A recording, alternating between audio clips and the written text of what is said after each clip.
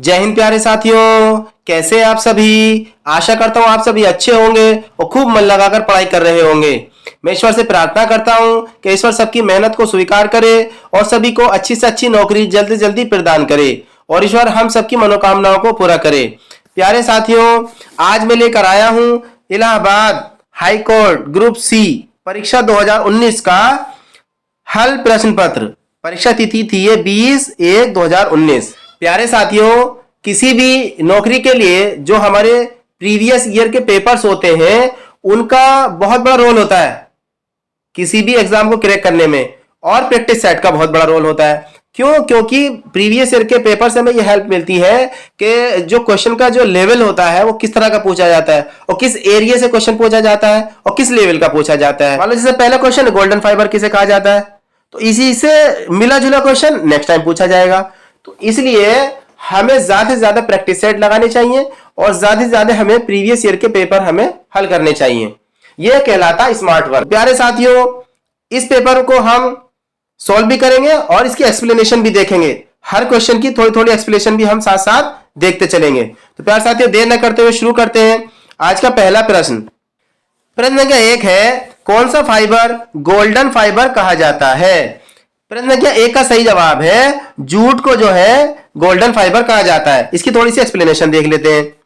Jute को golden fibre कहा जाता है। यह पश्चिम बंगाल, बिहार, असम, ओडिशा और मेघालय में मुख्यतः उगाया जाता है। इसका उपयोग गनी बैग, मैट, रस्सी, कालीन एवं अन्य उत्पादों के निर्माण के लिए किया जाता है। जूट उत्पादन में भारत का विश्व में प्रथम स्थान है। यहां से आपको इतनी नॉलेज मिल जाती है। आगे देख लेते हैं प्रश्न संख्या 2। प्रश्न संख्या 2 है, अंडमान व निकोबार द्वीप समूह में अंग्रेजों द्वारा निर्मित सेलुलर जेल को निम्नलिखित में से किस नाम से जाना जाता है। प्रश्न संख्या 2 का सही जवाब है ऑप्शन नंबर बी, काला पानी के नाम से जाना जाता है। अब प्रश्न संख्या 2 की थोड़ी सी एक्सप्लेनेशन देख लेते हैं। सेलुलर जेल अंडमान निकोबार द्वीप समूह की राजधानी पोर्ट ब्लेयर में बनी हुई है। यह अंग्रेजों द्वारा भारतीय स्वतंत्रता संग्राम के सेनानियों को कैद करने के लिए बनाई गई थी, जो मुख्य भारत भूमि से हजारों किलोमीटर दूर स्थित थी। वह सागर से भी हजारों किलोमीटर दुर्गम मार्ग से जाना पड़ता था। वह काला पानी के नाम से कुख्यात थी। आगे देख लेते हैं प्रश्न संख्या 3। आगे है, भारत में राज्यसभा के पूर्ण अवधि के सदस्यों को कितने वर्षों के लिए चुना जाता है। प्रश्न संख्या 3 का सही जवाब है ऑप्शन नंबर सी, 6 वर्षों के लिए। अब इसकी एक्सप्लेनेशन देख लेते हैं। संविधान के अनुच्छेद 83(1) के अनुसार राज्यसभा संसद का एक स्थायी सदन है। यह कभी भंग नहीं होता। राज्यसभा कभी भंग नहीं होता।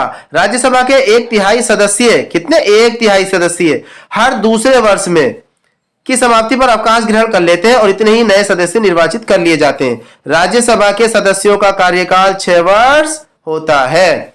आगे देख लेते हैं प्रश्न संख्या 4। हिटलर किस देश का तानाशाह था। प्रश्न संख्या 4 का सही जवाब है हिटलर जर्मनी का तानाशाह था। इसकी थोड़ी व्याख्या देख लेते हैं। एडोल्फ हिटलर एक प्रसिद्ध जर्मनी के राजनेता एवं तानाशाह थे। वे राष्ट्रीय समाजवादी जर्मन कामगार पार्टी के नेता थे। कौन सी के थे? ये थे राष्ट्रीय समाजवादी जर्मन कामगार पार्टी के नेता थे। हिटलर को द्वितीय विश्व युद्ध के लिए सर्वाधिक जिम्मेदार माना जाता है। आगे देख लेते हैं प्रश्न संख्या 5। प्रश्न संख्या 5 है, पानीपत की लड़ाई किस वर्ष लड़ी गई थी। प्रश्न संख्या 5 का सही जवाब है पानीपत की लड़ाई, प्रथम जो युद्ध हुआ था वो हुआ था 1526 ईस्वी में। थोड़ी व्याख्या देख लेते हैं। पानीपत का प्रथम युद्ध 1 अप्रैल 1526 ईस्वी को बाबर और इब्राहिम लोदी के बीच हुआ। पानीपत का द्वितीय युद्ध हैमू और अकबर के बीच 5 नवंबर 1556 ईस्वी को हुआ। किसके बीच में? हैमू और अकबर के बीच। और प्रथम युद्ध किसके बीच हुआ था? बाबर और लोदी के बीच, इब्राहिम लोदी के बीच। वो 126 को हुआ था और दूसरा हुआ था 1556 को लड़ा गया। पानीपत का तृतीय युद्ध अहमद शाह अब्दाली, तृतीय युद्ध किसके साथ हुआ था? अहमद शाह अब्दाली और मराठों के बीच। यह हुआ था 1761 ईस्वी को। यहां से हमें इतनी जानकारी मिल जाती है। आगे देखते हैं प्रश्न संख्या 6। अतुल्य भारत किस संगठन की टैग लाइन है। प्रश्न संख्या 6 का सही जवाब है अतुल्य भारत जो है भारतीय पर्यटन की टैग लाइन है।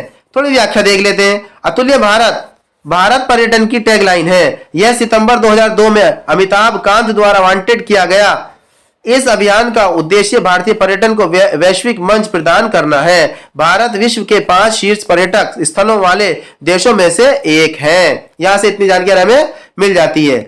आगे देख लेते हैं प्रश्न संख्या 7। पारंपरिक रूप से किस राज्य में बिहू का उत्सव मनाया जाता है? यह मनाया जाता है आसाम में, और यहां पर कुछ भी नहीं दिया है, तो इसका आंसर हो जाएगा क्या? इनमें से कोई नहीं। अब इसकी थोड़ी एक्सप्लेनेशन देख लेते हैं। एक तरफ लोक नृत्य है और दूसरी तरफ राज्य है। बिहू असम में, बांग्ला गिद्दा पंजाब में, छऊ विदेशिया बिहार में, कथकली और मोहिनीअट्टम केरल में। यहां से इतनी जानकारी हमें मिल जाती है। आगे देख लेते हैं प्रश्न संख्या 8। बगदाद किस देश की राजधानी है? प्रश्न संख्या 8 का सही जवाब है बगदाद, जो इराक की राजधानी है। इसकी एक्सप्लेनेशन देख लेते हैं। इराक की राजधानी बगदाद, थाईलैंड की बैंकॉक, मंगोलिया की उलान बटोर और सोमालिया की मोगादिशु। यहां से इतनी जानकारी हमें मिल जाती है। प्रश्न संख्या 9 है, पंचतंत्र किसने लिखा? प्रश्न संख्या 9 का सही जवाब है पंचतंत्र लिखा है विष्णु शर्मा ने। इसकी थोड़ी व्याख्या देख लेते हैं। विष्णु शर्मा प्रसिद्ध संस्कृत नीति तथा पुस्तक पंचतंत्र के रचयिता थे। शूद्रक द्वारा लिखी पुस्तक मृच्छकटिकम है एवं भरत मुनि ने नाट्य शास्त्र की रचना की है। यहां से इतनी जानकारी हमें मिल जाती है। आगे बढ़ते हैं प्रश्न संख्या 10 की तरफ। सचिन तेंदुलकर की आत्मकथा का नाम बताइए।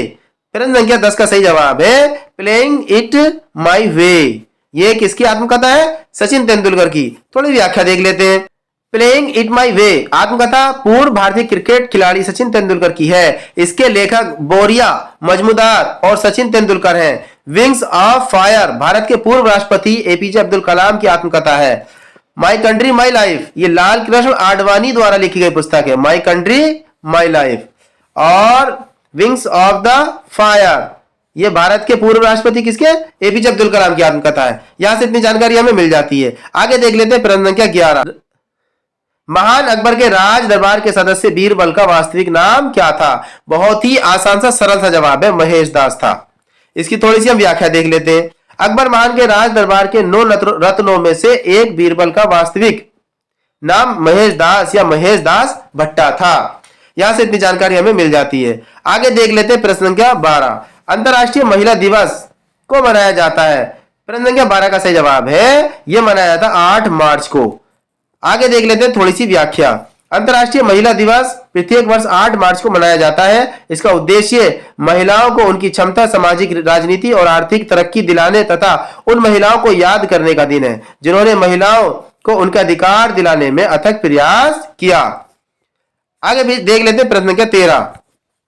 जिम्नास्टिक्स विश्व चैलेंज कप 2018 में स्वर्ण जीतने वाले पहले भारतीय का नाम बताइए। प्रश्न संख्या 13 का सही जवाब है option number C Dipa Karmakar. आगे इसकी थोड़ी व्याख्या देख लेते हैं। व्याख्या कुछ इस तरह है। दीपा कर्माकर विश्व चैलेंज कप 2018 में स्वर्ण पदक जीतने वाली पहली भारतीय महिला जिम्नास्ट है। मेरी कॉम मुक्केबाजी संबंधित है और विनेश फोगाट कुश्ती से संबंधित है। आगे देख लेते हैं प्रश्न संख्या 14। कौन सा मुगल शासक अपनी प्रजा द्वारा दी गई न्याय की पुकार का सुना जाना सुविधाजनक बनाने के लिए न्याय का घंटा लगाने के लिए जाना जाता है? प्रश्न संख्या 14 का सही जवाब है जहांगीर। इसकी थोड़ी व्याख्या देख लेते हैं। मुगल शासक जहांगीर ने अपनी प्रजा द्वारा दी गई न्याय की पुकार को सुने जाने को सुविधाजनक बनाने के लिए न्याय का घंटा जो आगरे के किले के शाहबुर्ज और जमुना तट पर स्थित पत्थर के खंभे में लगवाई हुई थी। यहां से इतनी जानकारी हमें मिल जाती है। शाहबुर्ज किला कौन सा? शाहबुर्ज और यमुना के तट के पास। आगे देख लेते हैं प्रश्न संख्या 15। बिट्स 1 बाइट के बराबर होते हैं। तो प्रश्न संख्या 15 का सही जवाब हो जाएगा ऑप्शन नंबर 1। 8 बिट्स 1 बाइट के बराबर होते हैं। इसकी थोड़ी व्याख्या देख लेते हैं। 1 बाइट के बराबर 8 बिट्स होते हैं। बाइट संगणन वे दूरसंचार में सूचना की इकाई होती है। बाइट कंप्यूटर की स्मृति में एक अक्षर द्वारा ली जाने वाली जगह को कहते हैं। 1 बाइट बराबर 8 बिट्स और 1024 बाइट बराबर 1 किलोबाइट और 1024 किलोबाइट बराबर 1 मेगा और 1024 मेगाबाइट बराबर 1 गीगाबाइट। यहां से इतनी जानकारी हमें मिल जाती है। आगे देख लेते हैं प्रश्न संख्या 16। निम्नलिखित में से किस भारतीय ने साहित्य में नोबेल पुरस्कार जीता? प्रश्न संख्या 16 का सही जवाब है रविंद्रनाथ टैगोर ने। इसकी थोड़ी व्याख्या देख लेते हैं। साहित्य में नोबेल पुरस्कार जीतने वाले प्रथम भारतीय रविंद्रनाथ टैगोर थे। टैगोर जी को यह पुरस्कार वर्ष 1913 में उनकी कीर्ति गीतांजलि के लिए प्रदान किया गया था। अब तक 9 भारतीयों को नोबेल पुरस्कार से सम्मानित किया गया है। यहां से इतने क्वेश्चन हमारे बन जाते हैं। प्रश्न संख्या 17 है, वायरस के कारण निम्न में से कौन सी बीमारी नहीं होती? प्रश्न संख्या 17 का सही जवाब है पैरों में दाद। इसकी थोड़ी व्याख्या देख लेते हैं।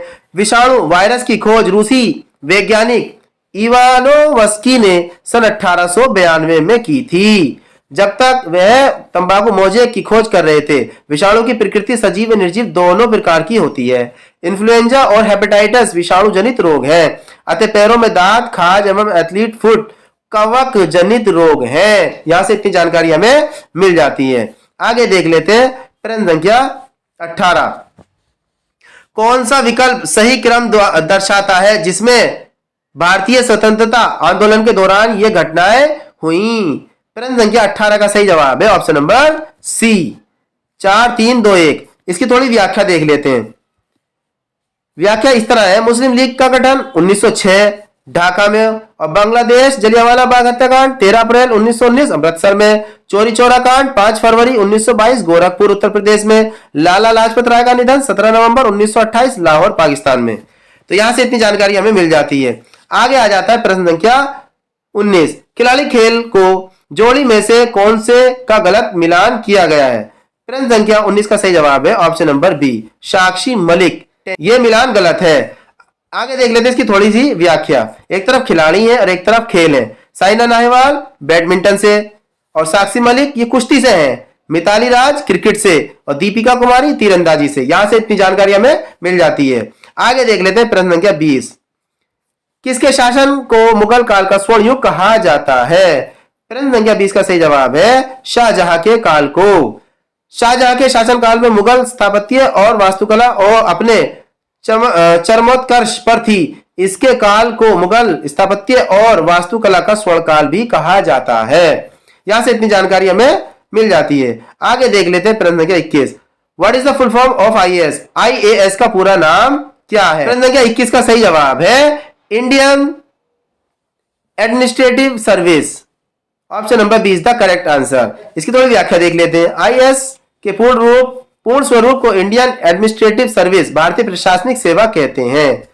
यहां से इतनी जानकारी हमें मिल जाती है। आगे देखते हैं प्रश्न संख्या 22। ऑस्ट्रेलिया की राष्ट्रीय मुद्रा क्या है?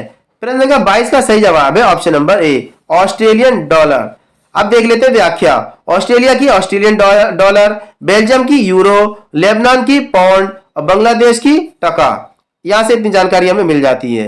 प्रश्न संख्या 23 देख लेते हैं। भारत में सभी केंद्रीय मंत्रियों को द्वारा नियुक्त किया जाता है। प्रश्न संख्या 23 का सही जवाब है राष्ट्रपति द्वारा। इसमें थोड़ी व्याख्या देख लेते हैं। अनुच्छेद 74 के तहत राष्ट्रपति तथा कार्यपालिका शक्ति के प्रयोग से सलाह देने के लिए एक केंद्रीय मंत्री परिषद का गठन करता है जिसका प्रमुख प्रधानमंत्री होता है। अतः भारत में सभी केंद्रीय मंत्रियों को राष्ट्रपति द्वारा नियुक्त किया जाता है। ये जो मंत्री नियुक्त किया जाते हैं वो तो किए जाते हैं राष्ट्रपति द्वारा, लेकिन इनका प्रमुख कौन होता है? ये होता है प्रधानमंत्री। आगे देख लेते हैं प्रश्न संख्या 24 की कमी से सूखा रोग हो जाता है। कौन से विटामिन की कमी से होता है? विटामिन डी की कमी से सूखा रोग हो जाता है। इसकी थोड़ी व्याख्या देख लेते हैं। विटामिन डी की कमी से बच्चों में रिकेट्स सूखा रोग हो जाता है। विटामिन डी का प्रमुख स्रोत क्या है? सूर्य प्रकाश की किरणें होती हैं, इसलिए इसे धूप का विटामिन कहते हैं। मक्खन, जिगर, गुर्दे, अंडे की जर्दी, मछली के तेल आदि में यह मिलता है। आगे देख लेते हैं प्रश्न संख्या 25। स्टैच्यू ऑफ लिबर्टी में स्थित है, कहां पर है ये? प्रश्न संख्या 25 का सही जवाब है option number A statue of liberty. कहां पर है ये? संयुक्त राज्य अमेरिका में। इसकी थोड़ी सी व्याख्या देख लेते हैं। व्याख्या कुछ इस तरह है। Statue of liberty aligning the world France के लोगों की संयुक्त राज्य अमेरिका के लोगों को दोस्ती का उपहार था और इसे स्वतंत्रता और लोकतंत्र के सार्वभौमिक प्रतीक के रूप में मान्यता प्राप्त है। स्टैच्यू ऑफ लिबर्टी को 28 अक्टूबर 1886 को संयुक्त राज्य अमेरिका को समर्पित किया गया था। The statue of unity Bharat के प्रथम गृह मंत्री और स्वतंत्रता संग्राम कार्यकर्ता सरदार वल्लभ भाई पटेल 1857 इनका जन्मदिन था, 1950 में इनकी मृत्यु थी, की एक विशाल प्रतिमा है। यह भारत के गुजरात राज्य में स्थित दुनिया की सबसे ऊंची प्रतिमा 192 मीटर यानी कि 597 फीट नर्मदा नदी के किनारे स्थित है। यहां से इतनी जो है जानकारी हमें मिल जाती है। द स्टैच्यू ऑफ यूनिटी और यहां पर क्या है? Statue of liberty. तो वो कहां है? ये हमारे पास संयुक्त राज्य अमेरिका में है और ये हिंदुस्तान में है। आगे देख लेते हैं प्रश्न संख्या 26। 25 क्वेश्चन थे हमारे ये जीके के, जनरल अवेयरनेस के। आगे है हमारा हिंदी शुरू हो रहा है। निम्नलिखित वाक्य में कर्म बताइए। लता ने मुझे चित्र दिखाए। प्रश्न संख्या 26 का सही जवाब है ऑप्शन नंबर बी। इसका सही जवाब है ऑप्शन नंबर बी, चित्र। उक्त वाक्य लता ने मुझे चित्र दिखाए में चित्र कर्म है, क्योंकि वाक्य क्रिया का प्रभाव इसी शब्द पर पड़ रहा है। वाक्य में क्रिया का फल जिस शब्द पर पड़ता है उसे कर्म कहते हैं। लता संज्ञा तथा दिखाए क्रिया है। प्रश्न संख्या 27 है। भूतकाल के उपभेद किए जाते हैं। कितने किए जाते हैं? 6। कौन कौन से? इसकी थोड़ी व्याख्या देख लेते हैं। भूतकाल के 6 उपभेद किए जाते हैं। पहला सामान्य भूत, यानी कि सीता गई। आगे आसन भूत, मैं चला हूं। तीसरा पूर्ण भूत, वह आया था। चौथा है अपूर्ण भूत, गीता सो रही थी। पांचवा है संदिग्ध भूत, तुमने गाया होगा। छठा है तू मद भूत, मैं आता तो तुम जाते। यहां से इतनी जानकारी हमें मिल जाती है। आगे देख लेते हैं प्रश्न संख्या 28। एक प्रत्यय के उपयोग से भूगोल शब्द में किस प्रकार परिवर्तन होगा?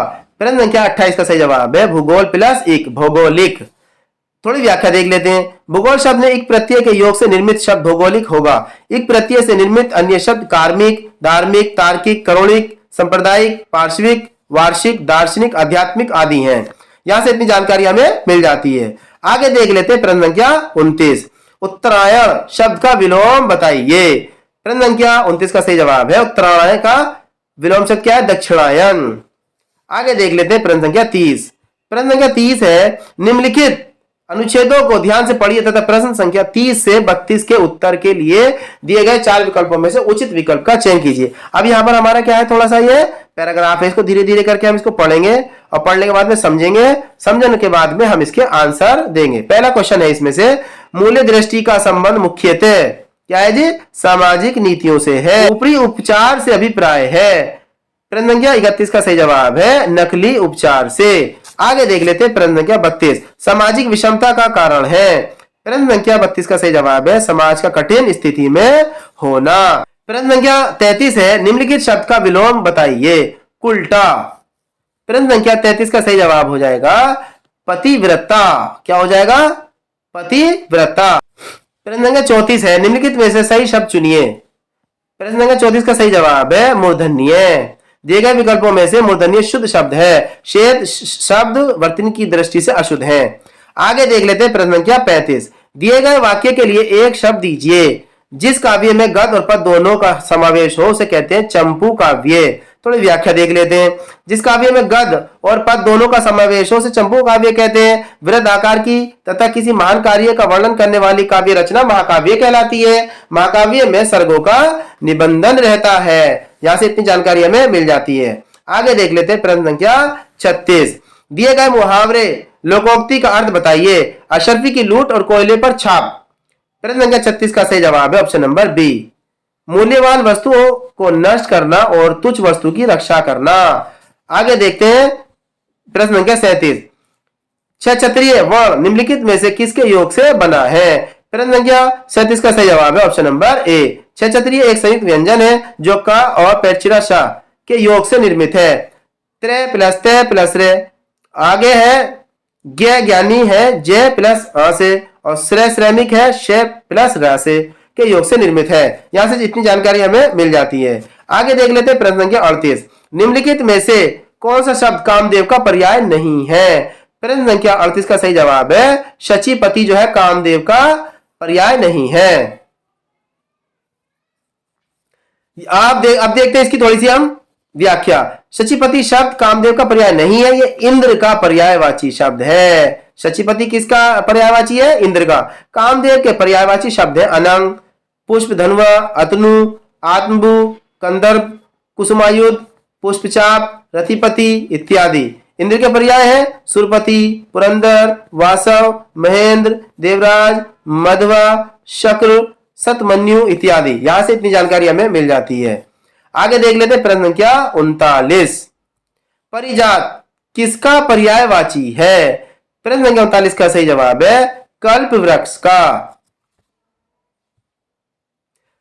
इसकी थोड़ी व्याख्या देख लेते हैं। परिजात शब्द कल्प वृक्ष का पर्यायवाची है। इसके अन्य पर्याय शब्द हैं कल्पत्रु, देवतरु, कल्पलता, देववृक्ष। कमल के पर्यायवाची राजीव, पुंडरीक, जलज, पंकज, सरोज। और सरयू, नलिन, ताम्रस, कंज, अरविंद इत्यादि। शुक के पर्यायवाची शब्द कौन कौन से? कीर, शुआ, वक्रतुंड, दाड़िम, प्रिय आदि। गुलाब के पर्यायवाची शतपत्र, पाटल, व्रतपुष्प, स्थल कमल आदि। यहां से इतनी जानकारी हमें मिल जाती है। आगे देख लेते हैं प्रश्न संख्या 40। मुख्य किसका विलोम है? प्रश्न संख्या 40 का सही जवाब है गोण का। आगे देख लेते हैं प्रश्न संख्या 41। अक्षी और अक्षी का सही युग्म अर्थ निम्नलिखित में से क्या है? प्रश्न संख्या 41 का सही जवाब है आंख और आंख वाली। आगे देख लेते हैं प्रश्न संख्या 42। निम्नलिखित में से शुद्ध शब्द का चयन कीजिए। प्रश्न संख्या 42 का सही जवाब है ऑप्शन नंबर बी, योगी राज। आगे देख लेते हैं प्रश्न संख्या 43। निम्नलिखित में से एक पद में संधि व समास दोनों है, उसका चयन कीजिए। प्रश्न संख्या 43 का सही जवाब है ऑप्शन नंबर डी, रामानुज। इसकी थोड़ी व्याख्या देख लेते हैं। दिए गए विकल्पों में से रामानुज पद में संधि व समास दोनों है। रामानुज में दीर्घ स्वर संधि है जिसका विच्छेद है राम प्लस अनुज। इसमें तत्पुरुष समास है, इसका समास विग्रह होगा राम का अनुज। यहां से इतनी जानकारी हमें मिल जाती है। आगे देख लेते प्रश्न संख्या 44। त्रिलोचन ने कामदेव को भस्म कर दिया, त्रिलोचन में सही समास का चयन कीजिए। प्रश्न संख्या 44 का सही जवाब है बहुब्री समास। इसकी थोड़ी व्याख्या देख लेते हैं। त्रिलोचन पद में बहुब्री समास है, इसका समास विग्रह इस प्रकार किया जा सकता है, तीन है लोचन जिसके अर्थात महादेव। बहुब्री समास के कुछ अन्य उदाहरण दशानन, नीलकंठ, लंबोदर, गोपाल, मिटबोला, दिगंबर आदि हैं। यहां से इतनी जानकारी हमें मिल जाती है। आगे देख लेते हैं प्रश्न संख्या 45। धर्म प्राण पद का विग्रह निम्नलिखित में से चुनिए। प्रश्न संख्या 45 का सही जवाब है ऑप्शन नंबर डी, धर्म ही है प्राण जिनके वह। आगे देख लेते हैं प्रश्न संख्या 46। राजपुताना निम्नलिखित में से कौन सा प्रत्यय है? बताएं राजपुताना में कौन सा जो है प्रत्यय। प्रश्न संख्या 46 का जवाब सही है ऑप्शन नंबर बी, आना। आगे देख, इसमें थोड़ी सी व्याख्या देख लेते हैं। राजपुताना शब्द में आना प्रत्यय प्रयुक्त हुआ है। आना प्रत्यय से निर्मित अन्य शब्द इस प्रकार है, मर्दाना, हरजाना, नजराना, घराना इत्यादि। यहां से इतनी जानकारी हमें मिल जाती है। प्रश्न संख्या 47 है, अहोरात्र शब्द का संधि विच्छेद निम्नलिखित में से चुनिए। प्रश्न संख्या 47 का सही जवाब है ऑप्शन नंबर सी, अहन रात्रि। इसकी व्याख्या इस तरह है, अहोरात्र शब्द का उचित संधि विच्छेद अहन रात्रि होगा। इसमें विसर्ग संधि है, अहन शब्द के आगे कोई भी वर्ण आए तो अंत्य ना के स्थान पर रा हो जाता है, पर रात्रि तथा रूप शब्द के आने ना का औ उ होता है और संधि के नियमानुसार अ प्लस उ मिलकर औ हो जाता है, ओ हो जाता है। यहां से इतनी जानकारी हमें मिल जाती है। प्रश्न संख्या 48 है, दिए गए विग्रह के उचित समास का चयन कीजिए। भारत का रत्न। प्रश्न संख्या 48 का सही जवाब है ऑप्शन नंबर सी, संबंध तत्पुरुष। समास विग्रह भारत का रत्न में संबंध तत्पुरुष है। संबंध तत्पुरुष में का, की, के, रा, री, रे विभक्तियों का लोप रहता है। संबंध तत्पुरुष के अन्य उदाहरण हैं अनुदान, देवालय, रामायण, खरारी, गंगाजल, राजभवन, त्रिपुर रारी आदि। यहां से इतनी जानकारी हमें मिल जाती है। प्रश्न संख्या 49 है, वाक्य में रेखांकित शब्द का उचित व्याकरणिक परिचय छाटिए। मैं पिछले साल उसे दिल्ली में मिला था। प्रश्न संख्या 49 का सही जवाब है ऑप्शन नंबर सी। एक तो ये जातिवाचक संज्ञा है, दूसरा फिर ये पुल्लिंग हो गया, फिर ये एक वचन है। यहां से इतनी जानकारी हमें मिल जाती है। आगे देख लेते हैं प्रश्न संख्या 50। काव्यांश पंक्तियों में कौन सा रस है? बतरस लालच लाल की मुरलीधरी लुकाए, सो करे बोहनी हंसे दैन कहे नाटी जाए। प्रश्न संख्या 50 का सही जवाब है ऑप्शन नंबर ए, संयोग रस है। व्याख्या कुछ इस तरह है, संयोग श्रृंगार रस है जिसकी रति स्थायी भाव है। आगे देख लेते हैं प्रश्न संख्या 51। अब शुरू होते हैं मैथ का क्वेश्चन। तो मैथ का क्वेश्चन भी आपको यहाँ दिया है, उस रेखा का ढलान ज्ञात कीजिए जो बिंदु माइनस के 5,3 और 2,6 को जोड़ने वाली रेखा के लंबवत है। यह है हमारे पास, इसका सॉल्यूशन हमारा दिया है, इसको मैं समझा देता हूं कि ये इसमें फॉर्मूला लगा हुआ है प्रवणता का m1 equal to y2 minus y1 upon x2 minus x1, ये फॉर्मूला होता है। तो इसकी वैल्यू कितनी आ गई m1 की 3/7 जब हमने इसको सोल्व करें, इनकी वैल्यू पुट करके 3/7 आ गया। आगे क्या होता है हमारे पास, यदि दो रेखाएं एक दूसरे के लंबवत हैं तब क्या होता है, क्या रिलेशन होता है, ये फॉर्मूला होता है m1 m2 बराबर -1। तो हमने m1 की वैल्यू रख दी तो m2 ऐसी रहा -1, इसके आगे तो m2 की वैल्यू कितनी आ गई यहाँ पर -7/3। ये हो गई हमारी ढलान -7/3। आगे देख लेते हैं प्रश्न संख्या 52। समांतर श्रेणी में तीन संख्याओं का योगफल 45 है और इनमें सबसे छोटी और सबसे बड़ी संख्याओं के वर्गों का योगफल 468 है। इन संख्याओं में से सबसे बड़ी संख्या ज्ञात कीजिए। प्रश्न संख्या 52 की थोड़ी व्याख्या देख लेते हैं। ये पहला नंबर हो गया a-d, दूसरा हो गया a और तीसरा हो गया a+d। तो अब हमने को सबका सम करा, कितना हो गया 45। तो इस d से ये d कट गया तो कितना गया 3a बराबर 45, तो a बराबर कितना रह गया 15। ये समीकरण 1 मान ली। उसने कहा पुनः सबसे छोटी संख्या का वर्ग प्लस सबसे बड़ी संख्या का वर्ग बराबर 468। सबसे छोटी संख्या ये हो गई, इसका होल स्क्वायर हो गया, उससे बड़ी ये हो गई सबसे बड़ी। इन दोनों का सम करा तो हमने कितना हो गया इनके स्क्वायर का सम 468। इसको जब हमने खोला a² + b² - 2ab से, तो इन दोनों को खोला तो हमने ऐड कर दिया। अब यहाँ पर क्या हुआ 2ad से 2ad खत्म हो गया, a² ये रहा 2 हो गए, d² ये रहा d² ये रहा 2d² हो गए। यहाँ से 2 कॉमन लेकर के हमने यहाँ पर काट दिया तो कितना आ गया a² + d² बराबर 234। अब यहाँ पर a की वैल्यू पुट कर दी 15 225 प्लस d² बराबर 234। तो d² बराबर 234 - 225 बराबर 9। तो d बराबर कितना आ गया 3। तो आते बड़ी संख्या क्या होगी a+d 15 + 3 यानी कि 18। तो ये आ गया हमारे पास आंसर। आगे है प्रश्न संख्या 53। प्रतिस्थापन के बिना दो पत्ते 52 पत्तों के पैक से यादृच्छया निकाले जाते हैं। आपकी संभावना प्रायिकता से कह सकते हैं कि दोनों पत्ते काले हैं। प्रश्न संख्या 53 का सही जवाब है ऑप्शन नंबर सी 25/102। अब इसको थोड़ी सी व्याख्या देख लेते हैं। 52 पत्तों में 26 पत्ते काले होते हैं और 52 पत्तों से यादृच्छया आया दो पत्ते निकालने पर, तो कितना हो जाएगा 26/52। C2 और C2 नीचे है ही हमारे पास। तो हमने जब इसको सोल्व करा तो कितना हो गया हमारे पास 26 C2। ऐसे कैसे हमने इसका जो है लगा दिया। जब इसको सोल्व करा, जब हमने इसको सोल्व करा ये हमारा फार्मूला होता है, जब हम इसको खोलते हैं तो ये बन जाता है इसको। तो ये कितना हो गया 26 × 25 और बटे 2 और 52 × 51/2। जब हमने इसको सोल्व करा तो कितना हो गया हमारे पास ये 26 दूनी 52 और 25/102 आंसर आ गया। प्रश्न संख्या 54 है।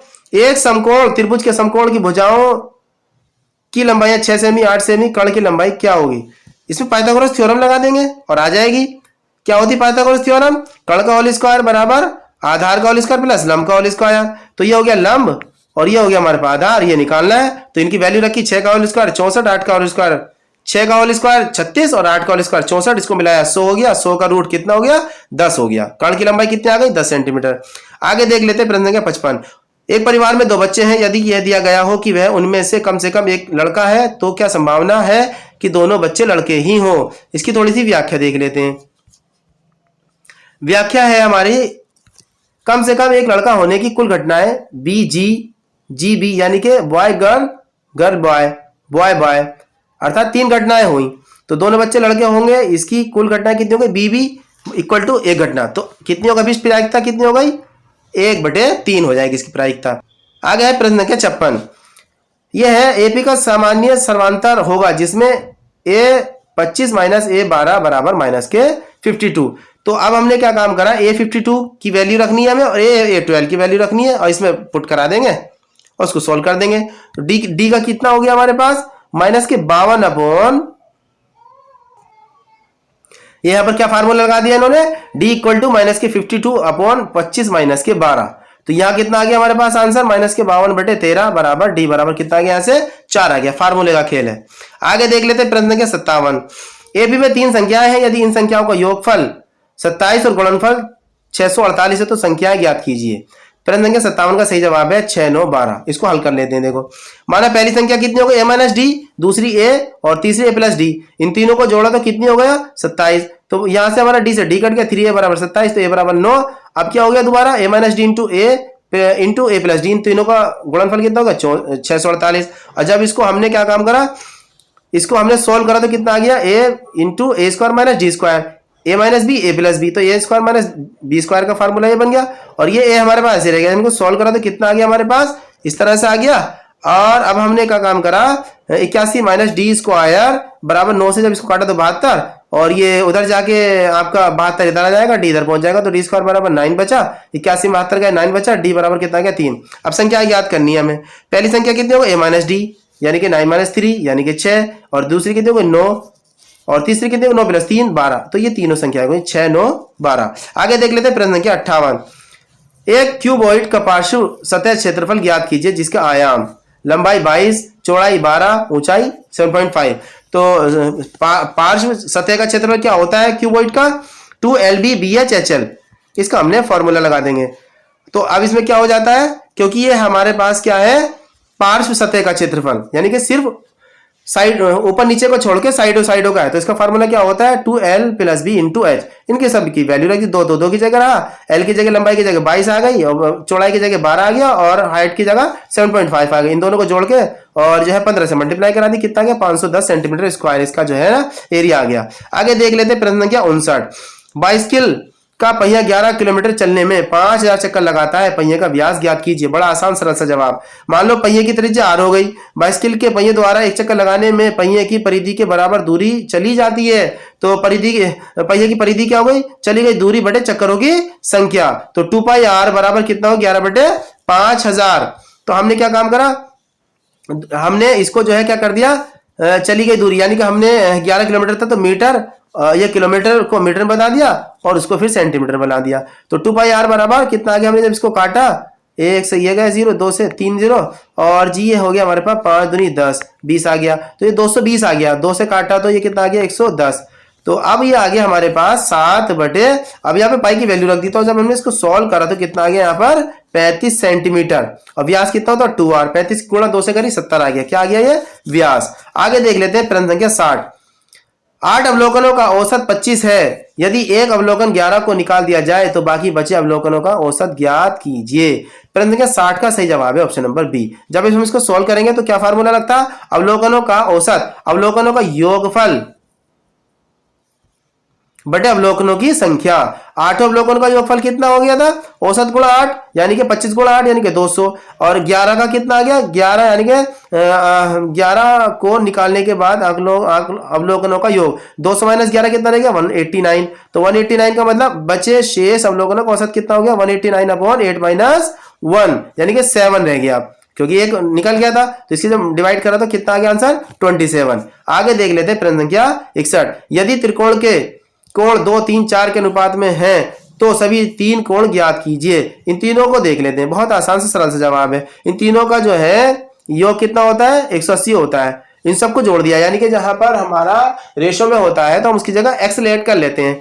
तो 2x + 3x + 4x बराबर 180, 2 3 5 4 9 9x, 9 से ये काट दिया 20, यानी कितना गया x बराबर कितना गया 20। तो पहला कितना हो गया 20 दूनी 40, और दूसरा 20 किया 60, और तीसरा 20 चौक 80, ये आ गया हमारे पास। आगे देख लेते हैं प्रश्न संख्या 62। दो संख्याओं का एलसीएम 64,699 है, एचसीएफ 97 है, और संख्याओं में से एक 2231 है। दूसरी संख्या ज्ञात कीजिए। बड़ा आसान सा सरल सा जवाब है, फॉर्मूले का खेल है सारे का सारा। दो संख्याओं का ले से दिया है ये रहा, दो संख्याओं का में से ये रहा। अब क्या पहली संख्या ये, दूसरी संख्या निकालनी है, फॉर्मूला है हमारे पास पहली संख्या दूसरी संख्या बराबर ले से में से।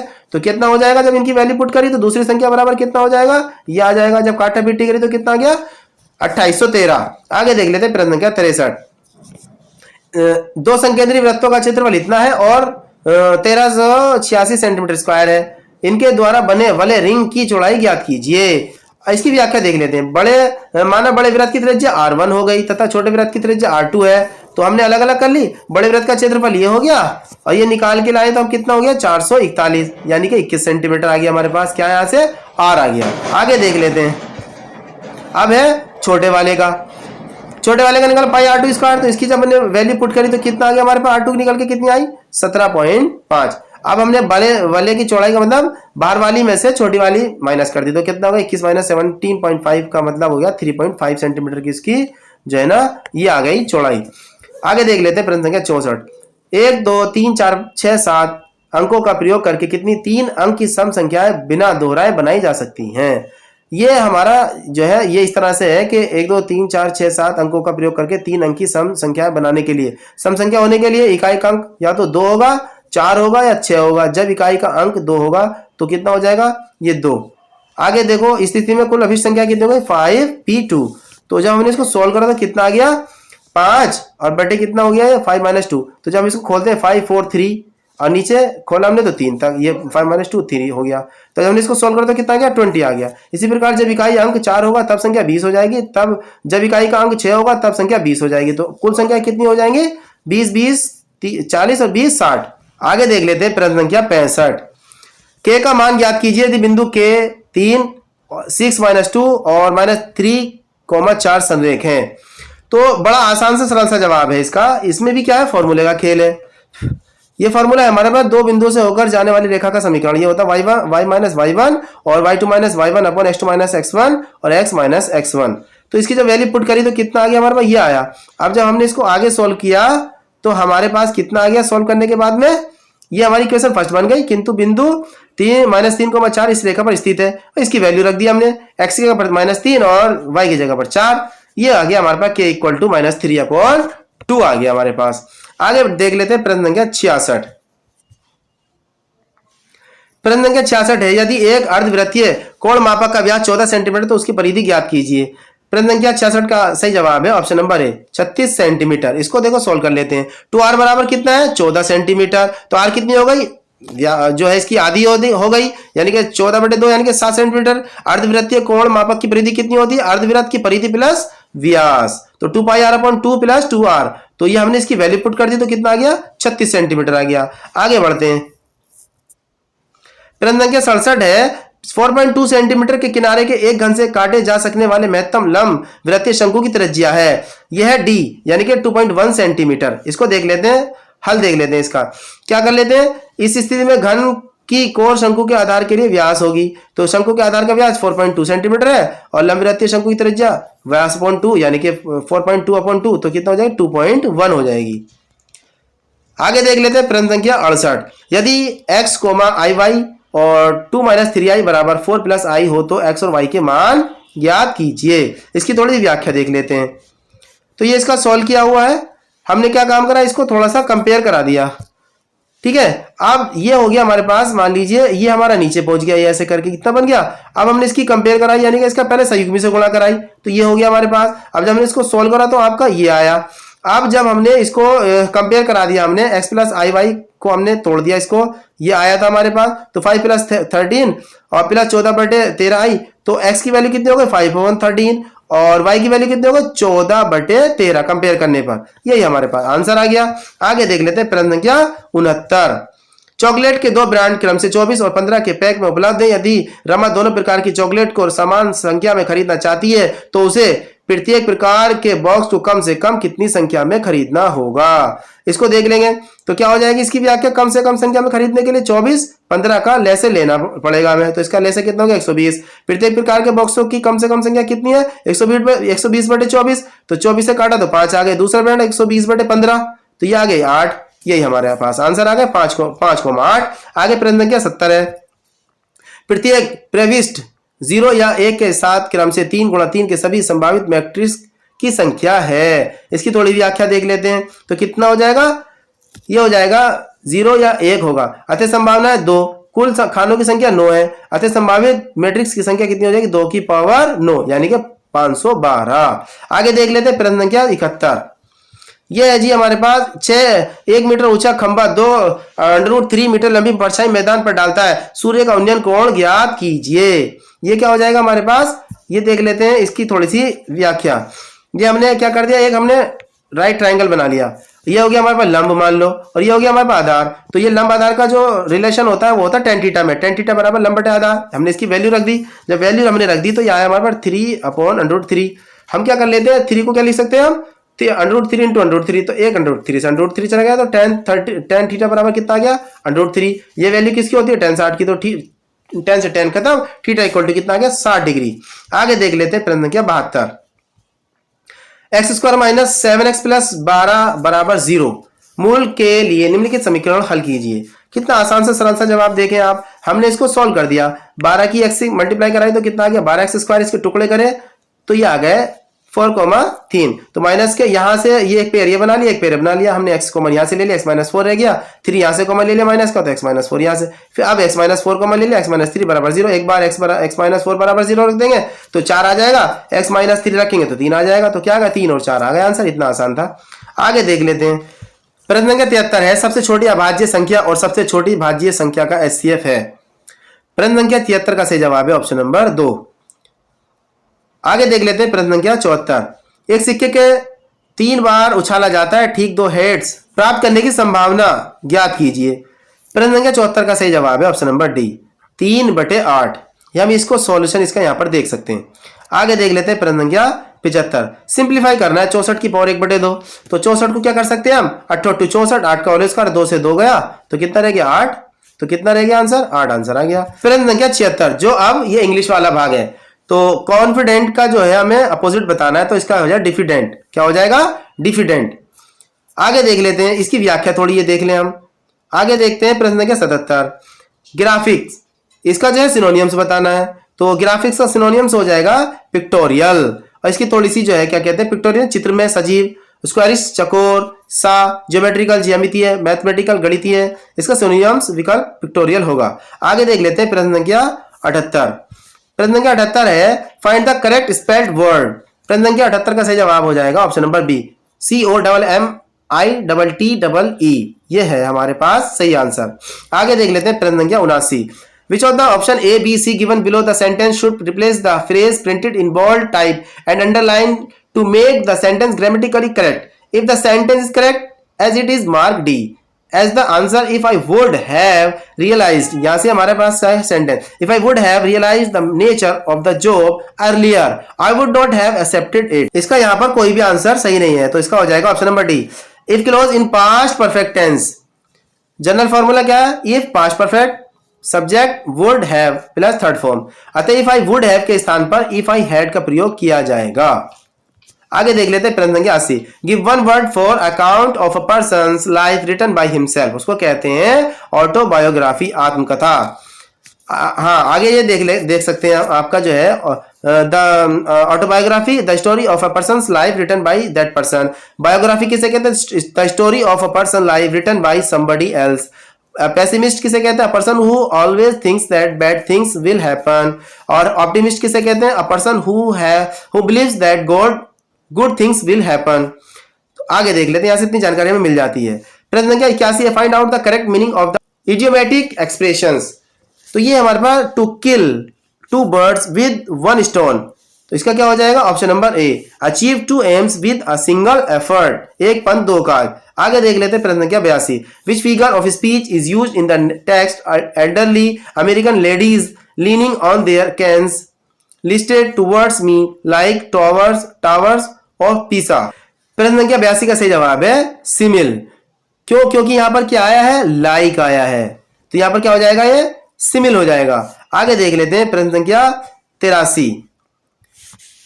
यह है complete the sentence with the correct form of the adverb which suits the sentence.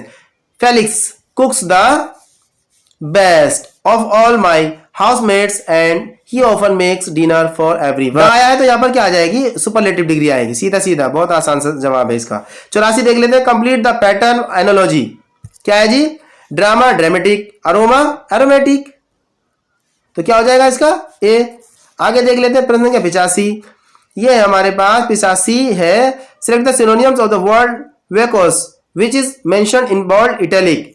Poppy was consistently disappointed by the programs she saw on TV, which were dominated by Vox reality shows and sitcoms. After years of suffering through such empty entertainment, she finally cancelled her satellite TV subscription, retreating to books and the occasional well-reviewed film. प्रश्न संख्या 85 का सही जवाब है option number सी, वोकस का क्या हो जाए इम्पिटाई। आगे देख लेते हैं प्रश्न संख्या 86। Choose the correct reflexive pronoun for the sentence given below. I am teaching myself, क्या हो जाएगा myself to play the piano. आगे देख लेते हैं प्रश्न संख्या 87। Rearrange the following words phrases to make a meaningful sentence. ये देख लेते हैं प्रश्न संख्या 87 का आप ये प्रश्न संख्या 87 का सही जवाब है option number B. Middle class population is increasing along coast lines. आगे देख लेते हैं प्रश्न संख्या 88। Fill in the blanks with the suitable preposition among. क्या हो जाएगा यहां पर? Among all the children in the class I find Suhana to be the most attentive. ये इसकी हमारे पास क्या है? व्याख्या है। दिए गए रिक्त स्थान पर विकल्प अमोंग के बीच का प्रयोग होगा क्योंकि प्रीपोजिशन अमोंग का प्रयोग मोर देन टू पर्सन और थिंग, दो या दो से अधिक व्यक्ति या वस्तु के लिए होता है। वाक्य में नाउन चिल्ड्रन है जो दो से अधिक होंगे। आगे देख लेते हैं प्रश्न संख्या 89। Change the direct speech to indirect speech. प्रश्न संख्या 89 का सही जवाब है ऑप्शन नंबर डी। थोड़ा सा इसका जो है व्याख्या देख लेते हैं। इनडायरेक्ट के नियम अनुसार सेट को सेट में ही लिखेंगे। रिपोर्टिंग वर्ब वांट को जो कि प्रेजेंट इंडेफिनिट टेंस में है पास्ट इंडेफिनिट टेंस में वांटेड में बदल देंगे। रिपोर्टेड स्पीच के फर्स्ट पर्सन को प्रोनाउन की रिपोर्टिंग वर्ब के सब्जेक्ट के अनुसार बदलेंगे। अतः इनडायरेक्ट वाक्य होगा Mariam said that she wanted to have some more cookies. यहां से इतनी जानकारी हमें मिल जाती है। प्रश्न संख्या 90 देख लेते हैं। Fill in the blank with a suitable conjunction you will fall ill if. क्या हो जाएगा यहां पर? क्या आ जाएगा? If you don't cover yourself properly in this terrible weather. तो क्या हो जाएगा यहां पर? इफ सबऑर्डिनेट कंजक्शन के कंजक्शन ऑफ कंडीशन को बताता है और जैसा कि वाक्य में कंडीशन यह है कि यदि तुम इस मौसम में अपने को सुरक्षित नहीं रखते हो तो तुम बीमार हो जाओगे। आगे देख लेते हैं प्रश्न संख्या 91। प्रश्न संख्या 91 है he fill in the blanks with an appropriate model. He is working hard so that he क्या हो जाएगा? he may win a scholarship। यानी कि वो कठिन परिश्रम कर रहा है ताकि वो जो स्कॉलरशिप जीत सके। तो यहां पर क्या रूल क्या है? प्रिंसिपल क्लोज प्रेजेंट टेंस में होता तथा subordinate close that so that in order that से प्रारंभ हो तथा इससे पर्पस उद्देश्य का बोध हो तो सबऑर्डिनेट क्लोज में का प्रयोग होता है। आगे देख लेते हैं प्रश्न संख्या 92। Complete the sentence with the correct form of the sentence. It was 10:15 we were watching the news on television. किसकी बात चल रही है? पास्ट की। तो यहां पर क्या आ जाएगा? Past continuous tense. आगे देख लेते हैं प्रश्न संख्या 93। With strong adverbs choose the correct intensifier to fill the given blank. How was your exam? और not good it was difficult. यहां पर क्या आ जाएगा? रियली आ जाएगा। क्या आ जाएगा? Not good it was really difficult. व्याख्या है दिए गए रिक्त स्थान पर विकल्प रियली एडवर्ब्स वास्तव में सचमुच का प्रयोग उपयुक्त होगा क्योंकि वाक्य में difficult as a subject complement use किया गया है क्योंकि जो कि एडजेक्टिव और एडवर्ब एडजेक्टिव को क्वालिफाई करता है। वाक्य का अर्थ क्या है? परीक्षा वास्तव में कठिन थी। आगे देख लेते हैं प्रश्न संख्या 94। Complete the sentence with a phrasal verb. When are you going to those decorations? The wedding was 2 week ago. प्रश्न संख्या 94 का सही जवाब है ऑप्शन नंबर बी। क्या हो जाएगा ये? Take down. आगे देख लेते हैं प्रश्न संख्या 95। Which sentence has the correct punctuation? प्रश्न संख्या 95 का सही जवाब है option number B. Sarah's studing German physics and chemistry this year. आगे देख लेते हैं प्रश्न संख्या 96। Choose the correct option to fill in the given blank. तो यहां पर क्या आ जाएगा? Of the bad weather there was a large crowd at the match. तो यहां पर क्या आ जाएगा? सी। इन स्पाइट ऑफ, बावजूद। आगे देख लेते हैं प्रश्न संख्या 97। Fill in the given blank with one of the phrases. क्या हो जाएगा यहां पर? I use to. किसी चीज की आदत या हैबिट के लिए जो क्या कहते हैं हम? यूज टू का प्रयोग करते हैं। I use to eat meat but I become a vegetarian 5 years ago। मैं पहले क्या किया करता था? मतलब मीट खाया करता था लेकिन अब मैं शाकाहारी हो गया हूं। आगे देख लेते हैं प्रश्न संख्या 98। Complete the sentence by selecting the appropriate preposition to fill in the given blank. He won an award because he saved someone. क्या हो जाएगा? समवन फ्रॉम ड्रॉइंग, डूबने से बचाने के लिए। आगे आ जाएगा प्रश्न संख्या 99। Complete the sentence with a plural count noun. तो यहां पर क्या आ जाएगा? कंप्यूटर्स। क्या हो जाएगा? Computers are very expensive. क्या हो जाएगा यहां पर? Computers are very expensive, plural आ जाएगा यहां पर। आगे देख लेते प्रश्न संख्या 100। Complete the sentence by selecting a an the और if an article is not required mark D as the answer. I like listening to.